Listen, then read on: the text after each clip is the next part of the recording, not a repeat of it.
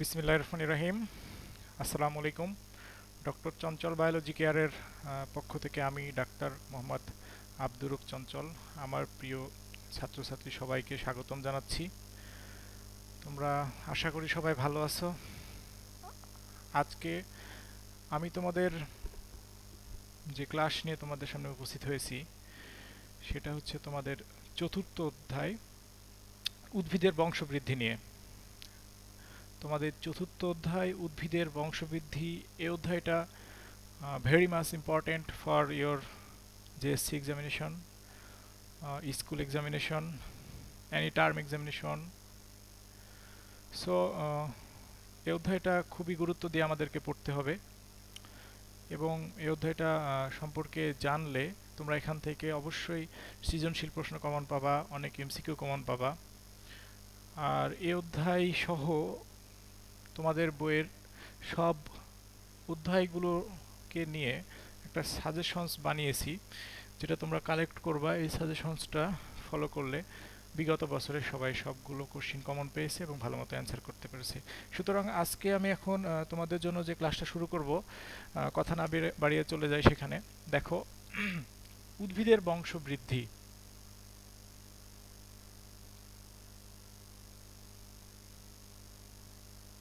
আচ্ছা, বংশবৃদ্ধি সাধারণত উন্নত শ্রেণীর উদ্ভিদ এবং প্রাণী উভয়েরই হয়ে থাকে। তোমাদের এই ক্লাসে সাধারণত উদ্ভিদ সম্পর্কে বা উদ্ভিদের বংশবৃদ্ধি সম্পর্কে আলোচনা করা হয়েছে। এই বংশবৃদ্ধির একটা প্রক্রিয়া আছে যেটাকে বলা হয় প্রজনন, ঠিক আছে? ইংরেজিতে তাকে আবার বলা হয় রিপ্রোডাকশন। রিপ্রোডাকশন, ঠিক আছে? প্রোডাকশন মানে হচ্ছে তৈরি হয় যেখানে, বা নাউন প্রোডাকশন একটা, প্রডিউস মানে তৈরি করা, আর মানে পুনরায়। তার মানে প্রথমে একবার তৈরি হয়েছিল, তারপর থেকে হতেই আছে। যেই প্রজনন প্রক্রিয়াটা হতে আছে তার মাধ্যমে বংশবৃদ্ধি করতে আছে। প্রজননকে অনেক সময় শুধুমাত্র জননও বলা হয়, শুধুমাত্র জননও বলা হয়। তাহলে প্রজননটা আসলে কি জিনিস? প্রজননটা হচ্ছে কি, এটা একটা প্রক্রিয়া, যে প্রক্রিয়ার মাধ্যমে জীব কি করে, বংশ পরম্পরা বজায় রাখে বা বংশ বৃদ্ধি করতে পারে। ঠিক আছে, প্রজননটা হচ্ছে এমন একটা প্রক্রিয়া যে প্রক্রিয়ায় জীব বংশ বৃদ্ধি করে। এক কথায় বলতে গেলে এইটাই। এখন আসো, প্রজননটা সাধারণত দুই ধরনের হয়ে থাকে। একটা হচ্ছে যৌন প্রজনন বা যৌন জনন, আরেকটা অযৌন জনন বা অযৌন প্রজনন। যৌন জিনিসটা কি? যৌন জিনিসটা হচ্ছে যখন পুংজনন কোষ প্লাস স্ত্রী জনন কোষ হবে। তার মানে পুংজনন কোষ এবং স্ত্রী জনন কোষের যখন মিলন ঘটবে তখন যে প্রজননটা হবে সেটার নাম যৌন প্রজনন বা যৌন জনন। আর অযৌন জননের ক্ষেত্রে একটা জিনিস মনে রাখবা, এক্ষেত্রে পুংজনন এবং স্ত্রী জনন কোষের মিলন ঘটে না। এক্ষেত্রে আরও কিছু পদ্ধতি আছে, তোমরা সেটা আমি বইয়ে দাগিয়ে দিব একটু পরে। মুকুলোদ্গম, বার্ডিং, খণ্ডায়ন ইত্যাদির মাধ্যমে। সাধারণত মনে রাখবা যে যৌন জনন এটা উন্নত শ্রেণীর জীবদের বৈশিষ্ট্য, উন্নত শ্রেণীর জীবদের বৈশিষ্ট্য। আর অযৌন জননটা মনে রাখবা, এটা নিম্ন শ্রেণীর নিম্ন শ্রেণীর জীবদের বৈশিষ্ট্য, নিম্ন শ্রেণীর জীবদের। এখান থেকে এইটুকু বলে রাখছি, বাদ বাকি আমি তোমাদের বইয়ে দাগিয়ে দিব। এখন আসো, তোমাদের যৌন প্রজনন এবং অযৌন প্রজননের মধ্যে আমি বেশি বেশি ইম্পর্টেন্ট যেটা সেগুলো পড়াচ্ছি। দেখো, যৌন জননটা বেশি ইম্পর্টেন্ট, আমি এটা বুঝিয়ে দিব আমি বোর্ডে। আর অযৌন জননটা আমি খাতায় চলে যাব বা আমি তোমাদের বইয়ে চলে যাব, বইটা দাগিয়ে দিব। দেখো, আমি সাধারণত ক্লাসকে কয়েকটা শ্রেণীতে ভাগ করেছি বা কয়েকটা ভাগে ভাগ করেছি। আমি সাধারণত প্রথমে বোর্ডে বুঝাই, তারপরে বোর্ডে যতটুকু ক্লিয়ার করা যায় ততটুকু ক্লিয়ার করে আমি বইয়ে চলে যাই, বইটা দাগিয়ে দিই। কারণ আমার দাগানো বই থেকে বা আমার দাগিয়ে দেওয়া লাইনগুলো থেকে বেশিরভাগ প্রশ্ন পরীক্ষায় অতীতে আসছে এবং আমার একটা অভিজ্ঞতা চলে আসছে যে কোন কোশ্চিনগুলো, বা আমি একটু অ্যানালাইসিস করি কোন কোশ্চিনগুলো আসতে পারে, এগুলো সম্পর্কে আমি তোমাদের সেইভাবে বইটা দাগিয়ে দিই। সুতরাং তোমরা চেষ্টা করবা যে আমি যে বইটা দাগিয়ে দিই সেটা দাগিয়ে নিবা। আর পাশাপাশি নতুন যে তথ্যগুলো দেব সেটা লেখার জন্য পাশে একটা খাতা রাখবা। তাহলে আমাদের তিনটা জিনিস দরকার। অবশ্যই তোমার বইটা নিয়ে বসবা, তারপরে বইটার সঙ্গে তুমি কি করবা, একটা খাতা নিবা, আর তার সাথে কলম নিবা কয়েকটা, ব্ল্যাক পেন আর কালার পেন। ঠিক আছে, এখন আসো আমরা যৌন জনন সম্পর্কে আলোচনা করি। উদ্ভিদের যৌন জননের জন্য যেই যৌন অঙ্গটা আছে, যৌন অঙ্গ সাধারণত বা প্রজনন অঙ্গ যদি আমি বলি, সেটা হচ্ছে উদ্ভিদের, সেটা ফুল, ফ্লাওয়ার। আরেকটা ভালো বাংলা আছে, সেটা পুষ্প। ঠিক আছে, তাহলে উদ্ভিদ, যেসব উদ্ভিদের ফুল থাকে, ফুলের মাধ্যমে প্রজনন ঘটায়, তাকে সপুষ্পক উদ্ভিদ বলে। অবশ্যই তোমরা এটা জানো। তাহলে যৌন জননে অবশ্যই একটা যৌনাঙ্গ দরকার, সেই যৌনাঙ্গটা কি? ফুল। এখন আসো, এই ফুল সম্পর্কে আমি বিস্তারিত তোমাদের ধারণা দিচ্ছি, যে ফুলের বিভিন্ন অংশ, আসলে ফুলে কি কি অংশ আছে সেই সম্পর্কে আমি একটু ধারণা দিচ্ছি।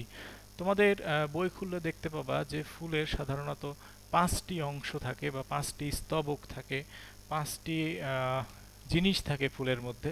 দেখো একটা ছোট করে আমরা একটা ছবি আঁকাই, ছোট করে একটা ছবি আঁকাচ্ছি, দেখো।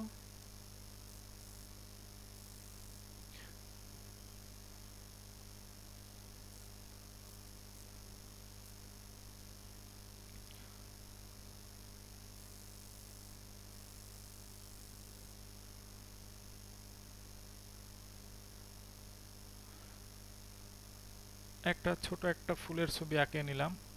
তোমরা বাসাতে ফুলগুলো দেখবা, একটা জবা ফুল নিবা, তাহলেই হবে। খুব সুন্দর একটা আদর্শ ফুল বলা যেতে পারে। আচ্ছা, এটা একটা আমি ফুল আঁকিয়েছি। এই জায়গাতে ফুলের 5টা স্তবক অংশ আছে, যে 5টা স্তবক ফুলে থাকে সাধারণত। তবে একটা কথা আছে, একটা আদর্শ ফুল বলে একটা কথা আছে। যে ফুলে সাধারণত 5টি স্তবকই থাকবে, তখন সে ফুলকে বলা হয় আদর্শ ফুল। এখন তোমাদের 5টি স্তবক সম্পর্কে বলছি, দেখো। এইটা একটা দণ্ড, যার উপরে ফুলের অন্যান্য উপাদানগুলো বসে আছে, তাই কি না? এই দণ্ড, বা সাধারণত আমরা যখন অঙ্ক করি তখন দেখি যে এরকম একটা একটা এক্স অক্ষ থাকে, একটা ওয়াই অক্ষ থাকে। তো এইটা যদি একটা অক্ষ চিন্তা করো, তাহলে এটাকে আমরা একটা অক্ষ চিন্তা করি। যে অক্ষের ওপরে ফুলটা বসে আছে, বা ফুলের বাদ বাকি 4টা উপাদান বসে আছে, যেহেতু ফুলের এটা অক্ষ, এই জন্য এটাকে ফুল অক্ষ। আরো ভালো বাংলায় যদি আমি বলতে চাই, সেটা হচ্ছে পুষ্প অক্ষ, মানে পুষ্পাক্ষ। ঠিক আছে, তাহলে আমরা ফুলের একটা স্তবক পেয়ে গেলাম, এটার নাম হচ্ছে পুষ্পাক্ষ। পুষ্পাক্ষর ওপরেই খেয়াল করো, দুইটা পাতার মতো জিনিস। সাধারণত ফুলের এটা নিচের দিকের অংশ। ফুলটাকে একটু একটু হালিয়ে নিয়ে যদি দেখতে চাও, তখন দেখতে পাবা যে পুষ্পাক্ষের ওপরে যে অংশটা থাকবে, সেটা হচ্ছে বৃতাংশ। আসলে ফুলের অংশটার নাম হচ্ছে কিন্তু বৃতি। কিন্তু বৃতাংশ কেন বললাম? বৃতাংশটা হচ্ছে কি, যে তোমার বৃতির অংশ সাধারণত দেখা গেছে কি, যে একটা ফুলে বৃতি কয়েকটা ভাগে ভাগে বিভক্ত হয়ে থাকে। একটা ফুলে দেখা গেছে বৃতি একটাই থাকে, কিন্তু ভাগে ভাগে বিভক্ত। আবার একটা ফুলে অনেকগুলো বৃতি থাকে। তো যখন ভাগে ভাগে বিভক্ত থাকবে, তখন তার নাম হয়ে যাবে বৃতাংশ। ঠিক আছে, তাহলে একটা পেলাম, 1 নম্বর হচ্ছে পুষ্পাক্ষ, 2 নম্বর বৃতাংশ। তারপরে দেখো চারিদিকে আমরা দেখতে পাচ্ছি পাপড়ি। এই পাপড়িগুলো ফুলকে অনেক সৌন্দর্য বৃদ্ধি করে। তাহলে এই পাপড়ি, এর নাম দিলাম পাপড়ি। পাপড়ির আরেকটা সুন্দর নাম আছে, যেটা হচ্ছে দলমণ্ডল বা দল। একত্রে বলা হবে দলমণ্ডল, আর একটাকে বলা হবে দল। রানু মণ্ডল না, কিন্তু দলমণ্ডল। ঠিক আছে, এটা মনে রাখবা। তাহলে পাপড়ি আর দলমণ্ডল একই কথা। তাহলে এটা আমরা পেয়ে গেলাম 3 নম্বর উপাদান। ফুলের 3টি স্তবকের কথা বলা হলো, প্রথমে পুষ্পাক্ষ, তারপরে বৃতাংশ বা বৃতি, তারপরে পাপড়ি বা দলমণ্ডল। এরপরে উপরের দিকে চলে আসো, যে এই জায়গাতে দেখা যাচ্ছে যে দুই দিকে মোটামুটি একই রকম কিছু জিনিস আছে। এটা হচ্ছে পুং স্তবক। আসলে এইটা না, এই পুরোটাকে, ঠিক আছে, এই পুরোটা হচ্ছে পুংস্তবক। তাহলে এরকম দেখো, এখানে মোটামুটি 4টা পুংস্তবক আছে। আর মাঝখানে যেটা, এই পুরোটা, এটা কিন্তু স্ত্রী স্তবক। তাহলে ধারণা ক্লিয়ার হলো, দেখো। সবার ভেতরে হচ্ছে স্ত্রী স্তবক থাকবে। তাহলে বাহির থেকে যদি আসি, পুষ্পাক্ষ, তারপরে বৃতাংশ বা বৃতি, তার বাহিরের দিকে আছে পাপড়ি, তার ভেতরের দিকে আছে দেখো পুংস্তবক, তার ভেতরের দিকে স্ত্রী স্তবক। তাহলে এটা হচ্ছে আমাদের 5টি স্তবক।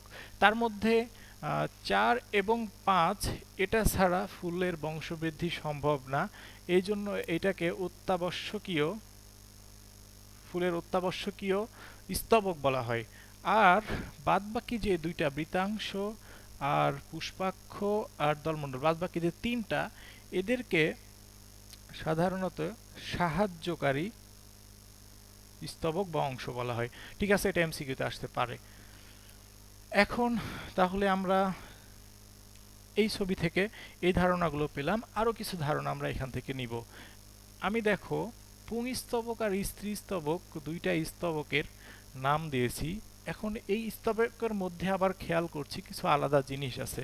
প্রথমে এই স্ত্রী স্তবকটা খেয়াল করো, এই জায়গাতে একটা নিচের দিকে গোল জিনিস আছে যেটা থেকে একটা দণ্ড বের হয়ে গেছে, যে উপরের দিকে একটা সাথে যুক্ত হয়ে আছে। পুংস্তবকের ক্ষেত্রে খেয়াল করো, এখানে একটা যুক্ত হয়ে আছে একটা দণ্ড দিয়ে, উপর একটা জিনিস দিয়ে যুক্ত হয়ে আছে। তাহলে স্ত্রী স্তবকের তিনটা অংশ নোট করো। একটা হচ্ছে গর্ভাশয়, ঠিক আছে, গর্ভ যোগ আশ্রয় বা আশয়, যেখানে ডিম্বক অবস্থান করবে, ডিম্বাণু অবস্থান করবে, সেটা হচ্ছে গর্ভাশয়। এটা দেখো গর্ভ, এটা দণ্ডের মতো দেখতে, তাই এটার নাম গর্ভদণ্ড। তার মানে এটা একটা ডান্ডা, এটাকে গর্ভদণ্ড বলা হয়, স্ত্রীদণ্ড বলা যেতে পারে। এরপরে এটা একটা মাথা বলা হয়, যদি এটা নিচের দিকের অংশ হয় তাহলে ধীরে ধীরে উপরের দিকে মাথা পাবো। মাথার আরেকটা ভালো বাংলা হচ্ছে মুন্ড, তাহলে এটা কি হবে, গর্ভমুণ্ড। তাহলে তোমরা দেখলা স্ত্রী স্তবকে তিনটা অংশ, গর্ভাশয়, গর্ভদণ্ড, গর্ভমুণ্ড। এর সঙ্গে স্ত্রী করতে পারো, স্ত্রীদণ্ড বা গর্ভমুণ্ড, এগুলো এভাবে নামগুলো একটু হেরফের করে থাকতে পারে, তোমাদের এটা নিয়ে কনফিউজ হওয়ার কিছু নাই। পুংস্তবকের ক্ষেত্রে দেখো সাধারণত এখানে একটা দণ্ড আছে, তাহলে এটার নাম দিয়ে দাও পুংদণ্ড। আর ওপরে দেখো একটা অংশ আছে, একটা ফ্যাক্টরি আছে যেখানে পরাগ রেণু উৎপন্ন হয়, যেটার নাম কি, পরাগধানী। ঠিক আছে, যেটার নাম কি, পরাগধানী। তাহলে পুংস্তবকের দুইটি অংশ আমরা দেখতে পেলাম, যে একটা পরাগদণ্ড বা পুংদণ্ড, আরেকটা হচ্ছে পরাগধানী। আরেকটা জিনিস আছে, যে পরাগধানী আর পুংদণ্ড যে জায়গাতে যুক্ত হয়েছে সেটাকে বলা হয় যোজনী। তবে এটা আবার রসায়নের যোজনী না, এটা বায়োলজির যোজনী। ঠিক আছে, এটা যেন মাথায় থাকে। তাহলে ফুলের বিভিন্ন অংশ নিয়ে কথা বলা হয়ে গেল। ফুলের বিভিন্ন অংশের মধ্যে আমি প্রথম থেকে আবার রিপিট করছি, পুষ্পাক্ষ যার উপরে ফুলটা বসে আছে, বৃতাংশ বা বৃতি, তার ভেতর বা তার পাপড়ি দেখো ভেতরে, তার ভেতরে আছে পাপড়িটা। সাধারণত ফুলের যখন কুশিটা বা কলিটা তুমি চিন্তা করো, ফুল যখন ফুটে চারিদিকে ঘিরে রাখে ফুলটাকে, গোলাপ ফুলটা চিন্তা করবা, তাহলে দেখবা যে বৃতিটাকে ঘিরে রাখছে ফুলটাকে, বৃতিটা ফুটে গেল তারপরে ফুলটা ফুটবে। ঠিক আছে, তারপরে পাপড়িগুলো চারিদিকে থাকে, এটা ফুলকে আকর্ষণীয় করে, ফুলকে আকর্ষণীয় করলে তখন প্রজাপতি, পতঙ্গ এরা উড়ে এসে ফুলে বসবে। তারপরে পুংস্তবক দেখো, পুংস্তবকের দুইটা অংশ, পুংদণ্ড আর পরাগধানী বা পরাগদণ্ড পরাগধানী। আর পরাগধানী আর পুংদণ্ড যেখানে যুক্ত হয় সেখানে তাকে বলা হয় যোজনী। স্ত্রী স্তবকে চলে আসো, স্ত্রী স্তবকের আবার তিনটা অংশ আছে, গর্ভকেশর, গর্ভদণ্ড, গর্ভমুণ্ড। ঠিক আছে, মোটামুটি আমাদের ফুলের সম্পর্কে ধারণাটা পেয়ে গেলাম। এখন আসো, ফুল সম্পর্কে ধারণার পরে আমাদের যেটা এখন দরকার সেটা, যে ফুলের, ফুল তো কারোর সঙ্গে যুক্ত থাকে তাই না, একটা ডালের সঙ্গে বা একটা কারোর সঙ্গে যুক্ত হয়ে থাকে। এখন আমাদের একটা জিনিস পড়তে হবে, যে পুষ্প মঞ্জরি। পুষ্প মঞ্জরি কি, একটা ফুল আঁকায় দেখো,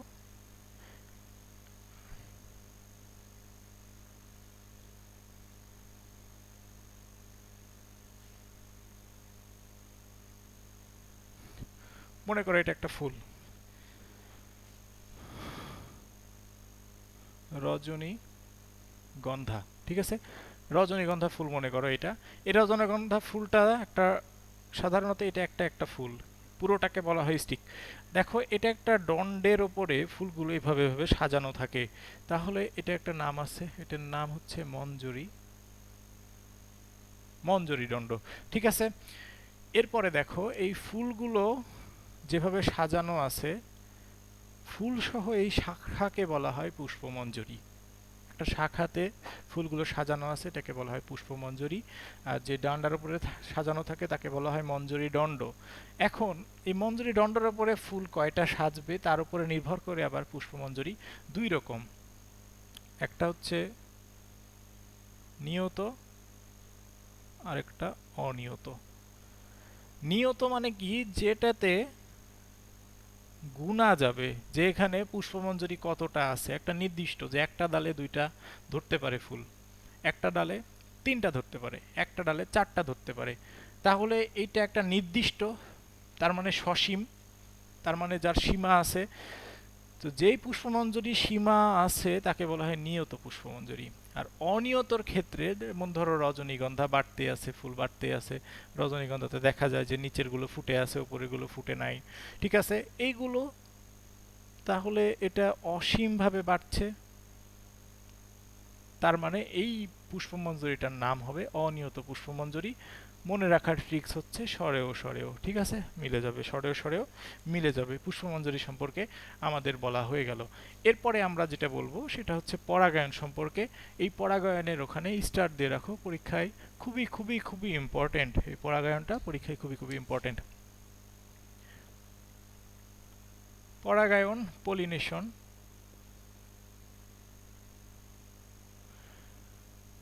পরাগায়নটা আবারও বলে দিলাম, স্টার দিয়ে রাখো, এখান থেকে সৃজনশীল বা এমসিকিউ অনেক কোশ্চিন আসে। তাহলে পরাগায়নটা আসলে কি এটা একটু ক্লিয়ার করে নিব আমরা এই ক্লাসে। দেখো,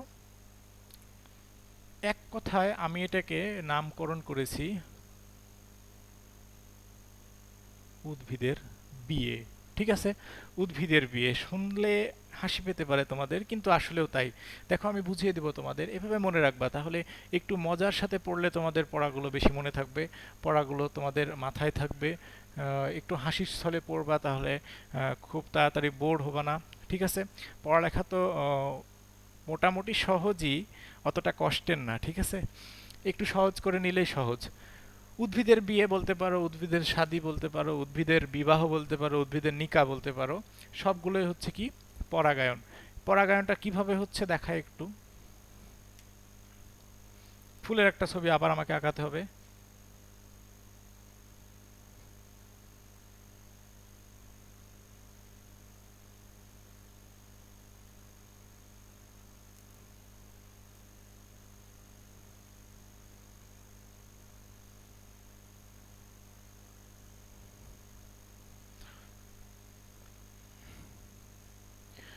মাঝখানে এটা স্ত্রী স্তবক, এটা পুংস্তবক, এটা পুংস্তবক, এটা পুংস্তবক, এটা পুংস্তবক। মনে রাখবা, সাধারণত মেয়েদের পেছনেই কিন্তু ছেলেরা বেশি ঘুরঘুর করে, রাস্তাঘাটে বলো, স্কুলে বলো, সব জায়গাতে মেয়েদের পেছনে ছেলেরা ঘুরঘুর করে। তো এভাবে মনে রাখবা, মাঝখানে থাকে মেয়ে আর ছেলেরা চারিদিকে ঘুরছে, প্রাইভেটে গেলেও ঘুরছে, স্কুলে গেলেও ঘুরছে। ঠিক আছে, এভাবে মাথায় রাখবা, তাহলে ভুলবা না। মাঝখানে থাকবে স্ত্রী স্তবক আর চারিদিকে থাকবে পুংস্তবক। দেখো খেয়াল করো, এইখানে আমরা দেখেছিলাম এটার নাম পরাগধানী। পরাগধানী, এই পরাগধানীকে আমি একটু আগে বলেছিলাম যে এটা একটা ফ্যাক্টরি। ফ্যাক্টরিতে কি উৎপন্ন হবে? পরাগরেণু উৎপন্ন হবে। পরাগরেণুটা হচ্ছে পুংজনন কোষ, যেটা হ্যাপ্লয়েড, যেইটা স্ত্রী জনন কোষের সাথে মিলিত হবে হয়ে ডিপ্লয়েড জাইগোট উৎপন্ন করবে। দেখো পরাগধানী থেকে পরাগরেণুটা সাধারণত এই জায়গাতে আসলে তারপরে এখান থেকে এই যে এখানে ডিম্বাণু বসে আছে চুপচাপ লাজুক ভাব ভাব করে বসে আছে, এখানে যে তারপরে এর বিয়ে হবে, বিয়ে হলে তখন তাকে বলা হবে পরাগায়ন। ঠিক আছে, তাহলে পরাগায়নের একটা সংজ্ঞা আছে খুব সুন্দর, যে ফুলের, এটা তো অবশ্যই ফুলের হবে, ফুলের পরাগধানী থেকে, দেখো পরাগধানী থেকে পরাগরেণু, ফুলের এটার নাম ছিল গর্ভমুণ্ড, গর্ভমুণ্ডে পতিত হওয়ার প্রক্রিয়াকে পরাগায়ন বলে। তাহলে ফুলের পরাগধানী থেকে পরাগরেণু গর্ভমুণ্ডে পতিত হওয়ার প্রক্রিয়াকে পরাগায়ন বলে। এখানে একটু কথা আছে, মনে রাখতে হবে, যে সাধারণত দেখা গেছে কি একটা ফুলে যদি পুংস্তবক এবং স্ত্রীস্তবক থাকে সেই ফুলে পরাগায়ন হয়। আবার দেখা গেছে কি যে যদি একটা ফুলে না থেকে পাশাপাশি দুইটা ফুলেও থাকে তাহলে সেটাও পরাগায়ন হয়। আবার দেখা গেছে কি একটা গাছে না হয়ে আরেকটা গাছ, মানে পাশাপাশি দুইটা গাছের মধ্যে পরাগায়ন হচ্ছে। তাহলে তোমার জিনিস পেলাম দুইটা। সংজ্ঞার মাধ্যমে আরেকটু ক্লিয়ার করে দিই। ফুলের পরাগধানী থেকে পরাগরেণু একই ফুলের কিংবা একই জাতের দুইটি ভিন্ন ফুলের গর্ভমুণ্ডে পতিত হওয়ার প্রক্রিয়াকেই পরাগায়ন বলে। ক্লিয়ার? তাহলে এই সংজ্ঞার উপর ভিত্তি করে বা উদ্ভিদের উপর ভিত্তি করে পরাগায়ন আবার দুই ধরনের। উদ্ভিদের বিয়ে তাহলে কয় ধরনের? আমাদের বিয়ে কয় ধরনের? আচ্ছা, উদ্ভিদের বিয়ে হচ্ছে দুই ধরনের, ঠিক আছে। এক নম্বর হচ্ছে স্বপরাগায়ন, দুই নম্বর পরপরাগায়ন। শর্তটা কি? স্বপরাগায়ন হবে কি, আমার হাতটাকে মনে করো একটা ফুল ফুটে আছে, এটা হচ্ছে পুষ্পাক্ষ, তারপরে এটা ফুল। এই ফুলের এইটা ধরো স্ত্রী স্তবক, আর তার চারিদিকে বাকি আঙুলগুলোকে মনে করো পুংস্তবক। এখান থেকে পরাগরেণু এখানে উড়ে যেতে পারে, এখান থেকে এখানে যেতে পারে, উড়ে না যে আবার কেউ নিয়ে যেতে পারে। তাহলে এখান থেকে এখানে, তার মানে একই ফুলের পরাগধানী থেকে পরাগরেণু গর্ভমুণ্ডে পতিত হচ্ছে, এটাকেই বলছে পরাগায়ন। আবার এরকম হতে পারে যে এটা একটা ফুল, এটা একটা ফুল, কিন্তু গাছ একই। এই ফুল থেকে পরাগরেণু এই ফুলের গর্ভমুণ্ডে পতিত হচ্ছে, তাহলে সেটা একটা পরাগায়ন হলো। তাহলে একই উদ্ভিদ যখন হবে, মানে মনে রাখবা একটা গাছ, একটা গাছের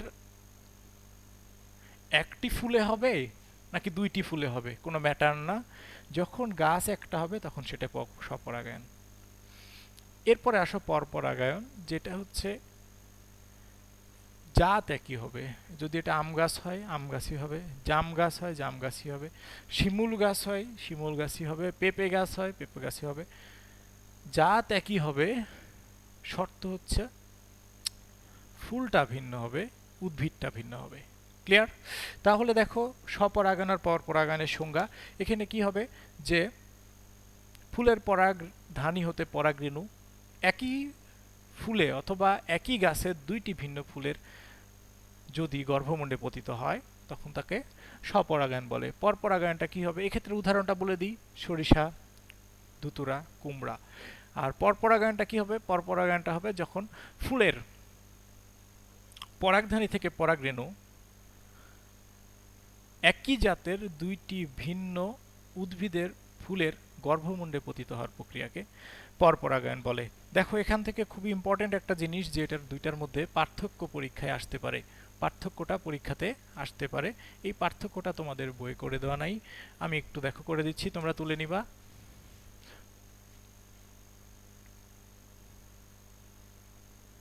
পার্থক্য আঁকাতে হলে তোমরা একটা জিনিস ফলো করবা, যে তিনটা লম্বা টান করবা। এখানে লিখবা বিষয়বস্তু বা বিষয়, এটা স্বপরাগায়ন। এভাবে পার্থক্য লিখলে মার্কস একটু বেশি পাওয়া যায়, স্যাররা খুব খুশি হয়। ঠিক আছে, 3-এ 3.5 দিয়ে দেয়। হয়তো অবাক হতে পারো 3-এ 3.5 এটা আবার কিভাবে সম্ভব। আসলে শোনো, 3-এ 3.5 কিভাবে দেবে, তোমার কোনো প্রশ্ন লেখা খারাপ হয়েছে বা ভালো মতো লিখতে পারোনি, দেখা যাচ্ছে এখানে 3-3 দিয়েছিল, হাফ মার্ক তার হাতে রাখছিল, যে হাফ মার্কটা ওই কোশ্চেনে পেয়ে যাবা। ঠিক আছে, সুতরাং তোমরা কি করবা, ভালো মতো লিখবা। প্রথমে এখানে সংজ্ঞা দিয়ে দিবা, যেটা তোমাদের বইয়ে আছে, আমি কষ্ট করে লিখছি না, তোমরা তুলে নিবা। স্বপরাগায়নের সংজ্ঞা, পরপরাগায়নের সংজ্ঞা। এরপরে 2 নম্বর দিবা বাহকের উপর নির্ভরশীলতা। বাহকের উপর নির্ভরশীলতা, এটা লিখবা নেই, এটা লিখবা আছে। বাহক বা পরাগায়নের মাধ্যম সম্পর্কে একটু পরে আলোচনায় আসছি, তখন আরো ক্লিয়ার হবে। দেখো বাহকের উপর নির্ভরশীলতা, এটা 1 নম্বর হলো। 2 নম্বর, 3 নম্বর লিখো পরাগায়নের হার। স্বপরাগায়ন মানে একটা গাছের দুইটা ফুল অথবা একটা ফুলের মধ্যে, তাহলে জিনিসটা কাছাকাছি আছে, সুতরাং কি হবে, এটা বেশি হবে, মানে তাড়াতাড়ি হবে, পরাগায়নের হারটা বেশি। আর এটা পরপরাগায়ন, মানে আরেকটা উদ্ভিদে যাওয়া লাগবে, কাউকে নিয়ে যাওয়া লাগবে, তাহলে এক্ষেত্রে হারটা কম হবে। এখানে 4 নম্বরে আসো, যে পরাগায়নের হারের পরে আমরা লিখব কি, যে পরাগরেণুর অপচয়। অপচয় মানে কি, যে পরাগরেণুটা উড়ে যাচ্ছে কিংবা কেউ নিয়ে যাচ্ছে, নিয়ে যাওয়ার সময় নষ্ট হয়ে যেতে পারে কিংবা মারা যেতে পারে পরাগরেণুটা। তাহলে দেখো যে সাধারণত কাছাকাছি দুইটা ফুলে পরাগরেণুর অপচয় বেশি হবে, না পরে দূরে নিয়ে যেতে লাগলে অপচয় বেশি হবে? অবশ্যই দূরে নিয়ে যেতে যেতে মারা যেতে পারে, নষ্ট হয়ে যেতে পারে। তাহলে পরাগরেণুর অপচয় স্বপরাগায়নে কম হয় আর পরপরাগায়নে বেশি হয়। এবার লেখো চারিত্রিক বিশুদ্ধতা। চারিত্রিক বিশুদ্ধতা, চারিত্রিক বিশুদ্ধতাটা কেমন একটু বুঝতে হবে। দেখো, যদি আমার দেহের প্রত্যেকটা কোষ একই কিনা, তো একটা গাছের যখন দুইটা ফুলের মধ্যে হচ্ছে, তখন গাছটার বৈশিষ্ট্যটা পরবর্তী নতুন প্রজন্মের গাছে সরাসরি সঞ্চার হয়ে যাচ্ছে। গাছটা যদি বেশি ফুল বেশি ফল দিত, পরবর্তী যেই বৈশিষ্ট্যওয়ালা গাছ হচ্ছে সেটাও বেশি ফুল এবং বেশি ফল দিবে। কারণ কি, এক্ষেত্রে কোনো চরিত্রগতভাবে অন্য কোনো উদ্ভিদের সাথে মিক্স হয়নি। ঠিক আছে, এবার আসো যে চারিত্রিক বিশুদ্ধতা তাহলে স্বপরাগায়নে বজায় থাকবে,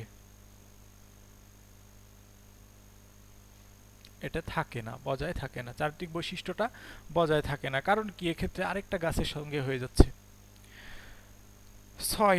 6 নম্বরটা লিখো অভিযোজন ক্ষমতা।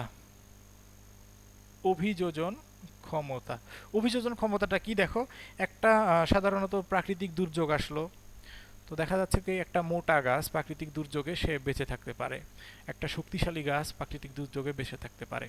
কিন্তু একটা চিকন গাছ কিংবা ছোট গাছ কিংবা অতটা শক্তিশালী না, ও তো প্রাকৃতিক দুর্যোগে বেশিক্ষণ বেঁচে থাকতে পারবে না।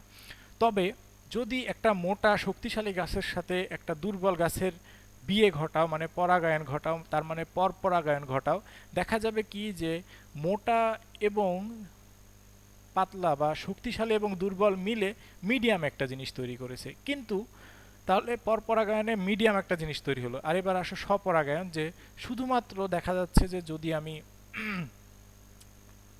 দুর্বল গাছটার পরাগায়ন ঘটাই একটা ফুলের সাথে আরেকটা ফুলের, তাহলে দেখবা যে গাছগুলো সবই দুর্বল হবে, অভিযোজন ক্ষমতাটা কম হবে। তাহলে এক্ষেত্রে স্বপরাগায়নে অভিযোজন ক্ষমতাটা কম আর এক্ষেত্রে অভিযোজন ক্ষমতাটা বেশি। এরপরে আসো 7 নম্বর উদাহরণ দিয়ে দিবা। উদাহরণ কি? উদাহরণ এখানে উদাহরণ স্বপরাগায়নের উদাহরণ দিবা সরিষা, কুমড়া, আরেকটা ধুতুরা। সরিষা, কুমড়া আর ধুতুরা। এক্ষেত্রে শিমুল আর পেঁপে। ঠিক আছে, ক্লিয়ার? স্বপরাগায়ন এবং পরপরাগায়নের বৈশিষ্ট্য মোটামুটি সহজের মধ্যে 5টি বৈশিষ্ট্য লিখলেই তোমাদের একদম হয়ে যাবে। ঠিক আছে, এবার আসো পরাগায়নের মাধ্যম। মাধ্যম মানে কি, যে সাধারণত কোনো কিছু মাধ্যম ছাড়া কিন্তু হয় না, মিডিয়াম বা মাধ্যম। এই যে আমি তোমাদের ক্লাস নিচ্ছি ইউটিউবে বা ফেসবুকে ক্লাসটা নিচ্ছি, দেখো এই ক্লাসটা তোমাদের কোনো একটা মাধ্যমে তো তোমাদের কাছে পৌঁছাচ্ছে, তাই না? ঠিক তেমনি পরাগরেণু একটা মাধ্যম ছাড়া কখনোই যায় না। বিয়েও একটা মাধ্যম ছাড়া হয় কি? তাহলে পরাগায়নকে আমি বললাম বিয়ে, তার মানে এটাও একটা মাধ্যমের মাধ্যমে হবে। সেই মাধ্যমটা হচ্ছে বিয়ের ক্ষেত্রে ঘটক। এক্ষেত্রে কি ভূমিকা পালন করছে আমরা দেখছি। এক্ষেত্রে মাধ্যম কয়েক ধরনের হতে পারে বা পরাগায়নের ঘটক কয়েকটা হতে পারে। এই কয়েকটার উপর ভিত্তি করে ফুলকে কয়েক ধরনের ভাগে ভাগ করা হয়েছে। একটা হচ্ছে বায়ু পরাগী ফুলের অভিযোজন, তারপরে আসো পানি পরাগী ফুলের অভিযোজন, তারপরে পতঙ্গ পরাগী ফুলের অভিযোজন, তারপরে সবশেষে প্রাণী পরাগী ফুলের অভিযোজন। তোমাদের আমি বলি, পড়ালেখা একটু সহজ করে নিতে হবে। তোমাদের এরকম একটা ছক বানিয়ে নিবা। এই ছকটা বানিয়ে নিবা তাহলে তোমাদের দেখবা যে জিনিসটা মুখস্থ করা সহজ হয়ে গেছে। ঠিক আছে, ছকে এরকম 3টা ঘর থাকবে, এখানে লিখবা নাম মানে অভিযোজনের নামগুলো, এখানে বৈশিষ্ট্য, আর এখানে উদাহরণ। ঠিক আছে, এটা তোমাদের হোমওয়ার্ক থাকলো। আমি একটু পরে যদিও তোমাদের দাগিয়ে দিব, এটা হোমওয়ার্ক থাকলো। বায়ু পরাগী ফুল কি কি আছে, বৈশিষ্ট্য কি, পানি পরাগী কি কি, পতঙ্গ পরাগী কি কি, আর প্রাণী পরাগী কি কি। ঠিক আছে, তাহলে আমাদের এই বিভিন্ন ধরনের ফুলের বৈশিষ্ট্য হয়ে গেল। এরপরে আমরা একটা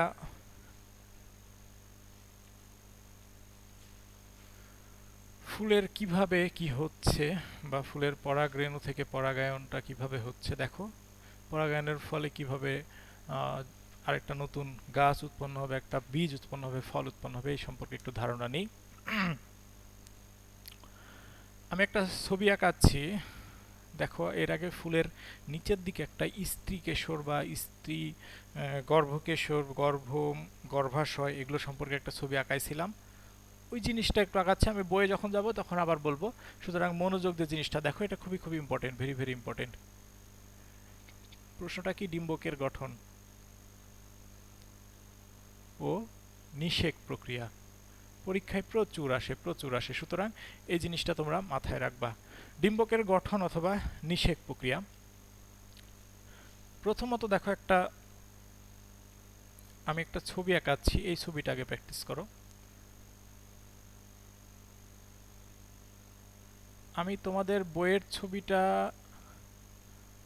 প্রথমে আঁকাচ্ছি, তারপরে তোমাদের আমি 9-10-এর একটা ছবি দেখিয়ে দিব, যেটাতে তোমাদের আরো সহজ হবে।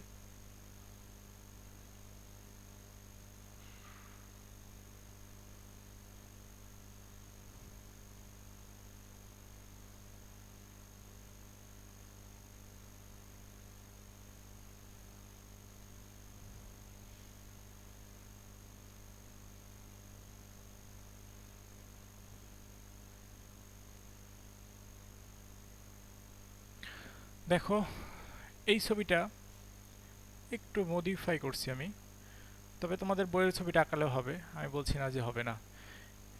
একটু মডিফাই করলাম কারণ পরবর্তী ক্লাসে তোমাকে এই ছবিটা আঁকাতে হবে। তো দেখো এই ছবিটা আঁকানোর একটা সহজ আমি পদ্ধতি দেখিয়ে দিলাম, তোমরা এভাবে আঁকালে আমি মনে করি তুলনামূলক অনেক সহজ হবে।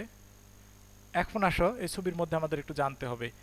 এই যে দেখো এখানে একটা ছিদ্রের মতো জিনিস আছে, বা একটা মনে হচ্ছে যে দরজার মতো, যেটার নাম ডিম্বক রন্ধ্র। রন্ধ্র হচ্ছে একটা ভালো বাংলা, যার আরো একটা বাংলা হচ্ছে ছিদ্র বা ফুটা বলতে পারো এক কথায়। এরপরে দেখো পাশে আবার 2টা কোষ আছে একত্রে, এরা হচ্ছে সহকারী কোষ। তার উপরে দেখো একটা আছে, সেটা ডিম্বাণু। তার উপরে একটা আছে, সেটা শুক্রাণু বলতে পারো বা পুংগ্যামেট বলতে পারো। তার উপরে একটা বড় আছে যেটার নাম সেকেন্ডারি নিউক্লিয়াস বা গৌণ কেন্দ্রিকা, লিখলাম না সেটা, তোমরা বলে দিলাম, তুলে নিও।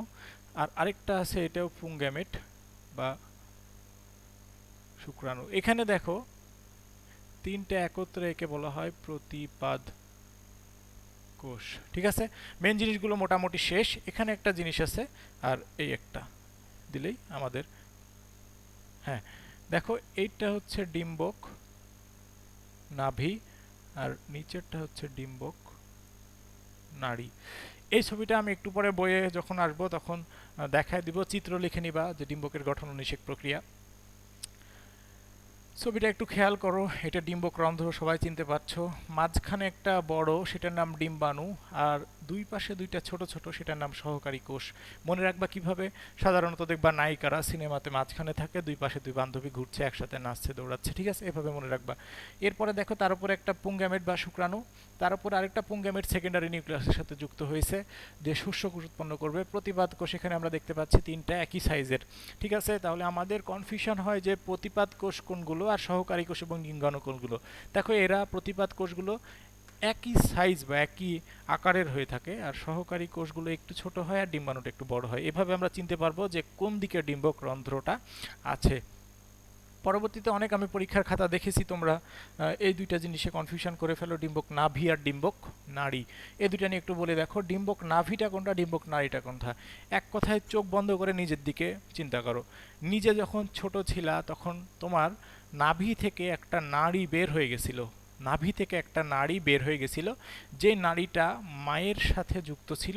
মায়ের মাধ্যমে খাবার, পুষ্টি, অক্সিজেন আসছে, কার্বন ডাইঅক্সাইড তোমার কাছ থেকে মায়ের কাছে চলে গেছে।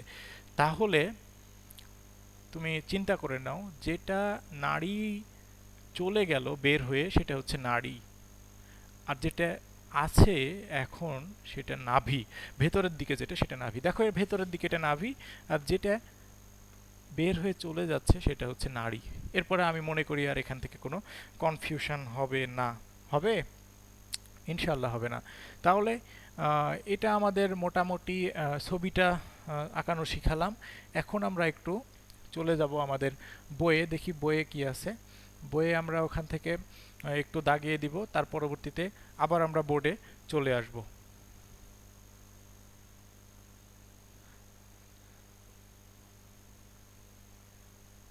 তাহলে দেখো আমরা চতুর্থ অধ্যায়টা একটু প্রথম থেকেই দেখে নিচ্ছি।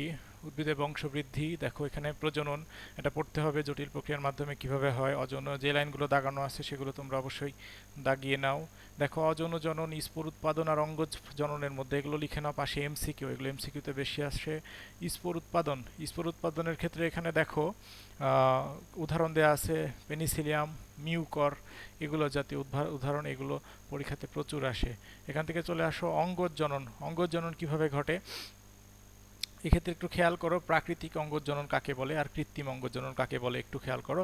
কৃত্রিম পরবর্তীতে আছে, প্রাকৃতিকটা আগে পড়ে নি। দেখো দেহের খণ্ডায়নের মাধ্যমে অঙ্গজনন কারা করে, এমসিকিউতে প্রচুর আসে, স্পাইরোগাইরা আর মিউকর, এটা দাগায় নাও।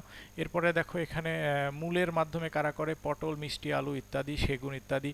এরপরে দেখো রূপান্তরিত কাণ্ডের মাধ্যমে কারা করে। এবার রূপান্তরিত কাণ্ড কয় ধরনের তোমরা ক্লাস 7-এ পড়েছো। টিউবার, টিউবারের মাধ্যমে কে করে দেখো। চোখ কাকে বলে, এটা আলুতে পাওয়া যায়, টিউবারের মাধ্যমে আলু করে। রাইজোম দেখো আদা করে। কন্দ বা বাল্ব, এটা করে পেঁয়াজ আর রসুন। তারপরে স্টোলন দেখো কচুরি পানা, সরি কচু আর পুদিনা, এটা দুটো একসাথে আমার কচুরি পানা হয়ে যায়, তোমরা এইভাবে মনে রাখতে পারো। অফসেট দেখো কচুরি পানা আর টোপা পানা, এই দুটো হচ্ছে অফসেটের উদাহরণ। বুলবিল, বুলবুল না কিন্তু, ঠিক আছে, এই বুলবিলটা হচ্ছে চুপড়ি আলু, খুবই সুন্দর লাগে নামটা শুনতে, চুপড়ি আলু। দেখো পাথরের মাধ্যমে পাথরকুচি, নাকি পাতার মাধ্যমে পাথরকুচি। পাথরকুচির একটা পাতা নিয়ে এসে দেখবা যদি লাগিয়ে রাখো বা কোনো একটা মাটিতে ফেলে রাখো, দেখবা গাছ বের হয়ে যাচ্ছে, ঠিক আছে। এরপরে আসো কৃত্রিম অঙ্গজনন কিভাবে হয়। দেখা গেছে কি যে দুই ধরনের হয়, কলম আর শাখা কলম। তুমি একটা ডাল কেটে নিলা, নিয়ে ওখানে একটু মাটি, গোবর বা সার মিশিয়ে দেখা যাচ্ছে যে সামান্য বাকল কেটে নিয়ে ওটার চারিদিকে লাগিয়ে যদি ওখানে পানি দেওয়া হয়, পলিথিন দিয়ে ঢেকে দেওয়া হয়, কিছুদিন পরে ওখানে দেখা যায় যে মূল গজাবে। এরপরে গোড়া থেকে কেটে নিয়ে এসে ওটা যদি মাটিতে লাগিয়ে দেওয়া হয় তাহলে দেখা যায় যে ওখান থেকে একটা গাছ হয়ে যাচ্ছে, যেটাকে আমরা বলছি কলম বা গ্রাফটিং। এরপরে আসো শাখা কলম। শাখা কলমটা একটা হচ্ছে কি যে গোলাপের ক্ষেত্রে দেখা যায় শুধুমাত্র ডালটা কেটেই যদি মাটিতে পুঁতে দেওয়া হয় তাহলেই গাছটা হয়ে যেতে পারে, নতুন করে উৎপন্ন হতে পারে। আমিও বাসায় চেষ্টা করেছি এবং সফল হয়েছি। তাহলে এটা আমাদের অযৌন জনন সম্পর্কে শেষ। যৌন জননে আমি ক্লাসে বলে নিয়েছি, দেখো। তারপরে এখান থেকে আমাদের কি কি বইয়ে দাগায় নিতে হবে তোমরা দাগিয়ে নাও। 5টি অংশ ভেরি ভেরি ইম্পর্টেন্ট, এখান থেকে এমসিকিউতে প্রচুর আসে। সম্পূর্ণ ফুল এদেরকে বলে থাকে যদি 5টি থাকে। এরপরে দেখো উপবৃত্তি আরও 5টি অংশ ছাড়াও থাকতে পারে। উপ মানে সহকারী, বৃত্তির আবার সহকারী কিছু থাকে, সেগুলো উপবৃত্তি। এরপরে আসো ফুলের বিভিন্ন অংশ, লাইনগুলো দাগায় নাও। দলমণ্ডল, এক্ষেত্রে পাপড়ি যদি পরস্পর যুক্ত থাকে তাহলে তাকে ধুতুরা যুক্ত বলা হয়, আর একটা পৃথক থাকলে তখন তাকে জবা। আচ্ছা ঠিক আছে। দলমণ্ডল রঙিন হয় কেন? পশু পাখি পোকামাকড়কে আকর্ষণ করা এবং পরাগায়নটাকে সহায়তা করা। এরপরে আসো পুংস্তবক, পুংকেশর, এটা তৃতীয় স্তবক, এমসিকিউতে আসে। এখান থেকে পরাগধানী, পুংদণ্ড, পরাগরেণু উৎপন্ন হয় কোথায়? পরাগধানীর মধ্যে। এরা সরাসরি জননে অংশগ্রহণ করে। স্ত্রী স্তবক বা গর্ভকেশর, দেখো এটা চতুর্থ স্তবক বলা হয় এটাকে। যদি পরস্পর যুক্ত থাকে তখন তাকে যুক্ত গর্ভপত্রী, যদি আলাদা থাকে তাহলে বিযুক্ত গর্ভপত্রী। এরপরে আসো গর্ভপত্রের অংশ কয়টা? তিনটা অংশ, গর্ভাশয়, গর্ভদণ্ড, গর্ভমুণ্ড। এটাকে গর্ভপত্রকে আলাদা নামেও ডাকা হয়, গর্ভযন্ত্র বলা যায়, সেটা হচ্ছে সহকারী কোষ এবং ডিম্বাণু মিলে। আচ্ছা, এবার আসো বৃতি আর দলমণ্ডলকে ফুলের সাহায্যকারী স্তবক এবং পুং এবং স্ত্রী স্তবককে অত্যাবশ্যকীয় স্তবক বলে। এটা পরীক্ষায় প্রচুর প্রচুর প্রচুর ইম্পর্টেন্ট এমসিকিউ এর জন্য। পুষ্পমঞ্জরি কাকে বলে? দেখো, ফুল সহ শাখাকে পুষ্পমঞ্জরি বলে। এটা যদি অসীম হয় তাহলে অনিয়ত, আর বৃদ্ধি যদি সসীম হয় তাহলে নিয়ত পুষ্পমঞ্জরি বলে। মঞ্জরি দণ্ড কাকে বলে? তোমাদের বইয়ে নাই, এটা আমি এক্সট্রা জানিয়ে দিয়েছি। পরাগায়ন কাকে বলে? পরাগায়নকে পরাগ সংযোগও বলা হয়। সাধারণত ফুলের পরাগধানী, এর পাশে ক লিখে রাখো, জ্ঞানমূলকে প্রচুর আসে কোশ্চিনটা। পরাগায়ন কয় ধরনের পরীক্ষাতে আসে? স্বপরাগায়ন, পরপরাগায়ন। স্বপরাগায়ন কাকে বলে? কত ধরনের, কি কি উদাহরণ আছে পড়ে নিবা। পরপরাগায়ন কাকে বলে? এবার পরাগায়নের মাধ্যম আসো, এখানে উদাহরণ আছে, এটা পড়ে নিও। পরাগায়নের মাধ্যমের ক্ষেত্রে মাধ্যম কাকে বলে?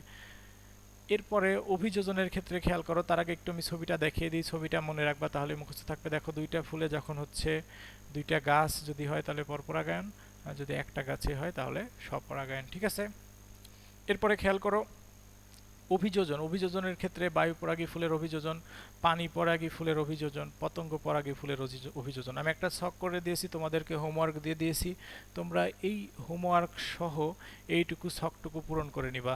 ঠিক আছে, অবশ্যই এটা করে রাখবা, করে আমাকে কমেন্ট করে জানাবা, আমি দেখব যে তোমরা সত্যি সত্যি ছকটা করেছো কি না।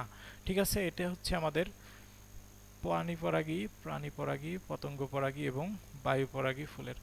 এদিকে দেখো, নিষিক্তকরণ ও ফলের উৎপত্তি কিভাবে হয়, এটার আমি চিহ্নিত চিত্র আঁকিয়ে দিয়েছি, যেটা সম্পর্কে তোমাদের বইয়ে একটু আলাদা চিত্র আছে, আমি একটু আলাদা চিত্র আঁকাইছি। এই চিত্র নিয়ে আবার আমরা আলোচনা করব পরের ক্লাসে, সুতরাং আজকে আর সেটাতে যাচ্ছি না, আমরা পরবর্তী ক্লাসে আবার চিত্র নিয়ে আলোচনা করব। দেখো, আমরা এখন আবার বোর্ডে চলে যাই। তো তোমাদের আজকে যে ক্লাসটা নিলাম সেটা তোমাদের উদ্ভিদের বংশবৃদ্ধি নিয়ে চেষ্টা করেছি কিছুটা বলার। তোমরা যে হোমওয়ার্কটা দিলাম সেটা কমপ্লিট করবা। যেটা সমস্যা হবে, কোনো সমস্যা থাকলে সেটা অবশ্যই কমেন্টে জানাবা। আর সবসময় আপডেট থাকবা, আর সবাই সবার জন্য দোয়া করবা। সবাই ভালো থাকো, সুস্থ থাকো, এই বলে আজকের ভিডিও শেষ করছি। আল্লাহ হাফিজ।